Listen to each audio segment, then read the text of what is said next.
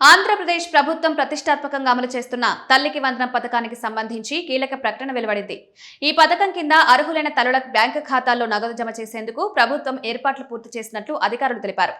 July 16, 17, 18 తేదీల్లో విడతల వారీగా లబ్ధిదారుల ఖాతాల్లో నగదు జమ కానుందని చిత్తూరు జిల్లా ఇన్ఛార్జ్ డీఈఓ వెంకటేశ్వర్లు వెల్లడించారు. అధికారుల సమాచారం ప్రకారం ప్రతి అర్హత విద్యార్థికి మొత్తం 15,000 మంజూరు చేయనున్నారు. ఇందులో 13,000 విద్యార్థి తల్లి బ్యాంకు ఖాతాలో, మిగిలిన 2,000 విద్యార్థి చదువుతున్న పాఠశాల నిర్వహణ కమిటీలే లేదా సంబంధిత పాఠశాల నిర్వహణ ఖాతాలో జమ చేయనున్నట్లు తెలిపారు. బ్యాంకు ఖాతాకు ఈకేవైసీ, ఆధార్ తప్పనిసరి. తల్లి బ్యాంకు ఖాతాకు ఆధార్ నంబర్ తప్పనిసరిగా అనుసంధానమై ఉండాలి. ఈ 2 వివరాలు సరిగా లేకపోతే ఎట్టి పరిస్థితుల్లోనూ నగదు జమ కాదని అధికారులు హెచ్చరిస్తున్నారు.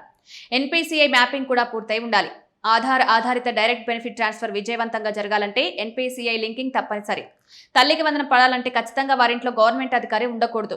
4 చక్రాల వాహనం, 300 యూనిట్ల కన్నా ఎక్కువ కరెంట్ బిల్ రాకూడదు. 5 ఎకరాలకు మించి పొలం ఉండకూడదు. ప్రభుత్వ ఉద్యోగి, రిటైర్డ్ పెన్షనర్ తీసుకోకూడదు.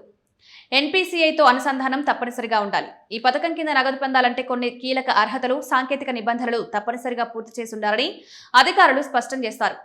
దరఖాస్తులో లోపాలుంటే ఈకేవైసీ, ఆధార్ లింకింగ్ ఉన్నప్పటికీ ఇతర వివరాల్లో ఏదైనా లోపం ఉంటే దరఖాస్తు పరిశీలన సమయంలో ఎర్రర్ మెసేజ్ కనిపిస్తుంది. ఆ ఎర్రర్ కు కారణం ఏంటో, దాన్ని ఎలా సరిచేయాలో కూడా అధికారిక పోర్టల్లో సూచనలు అందుబాటులో ఉంటాయని అధికారులు తెలిపారు.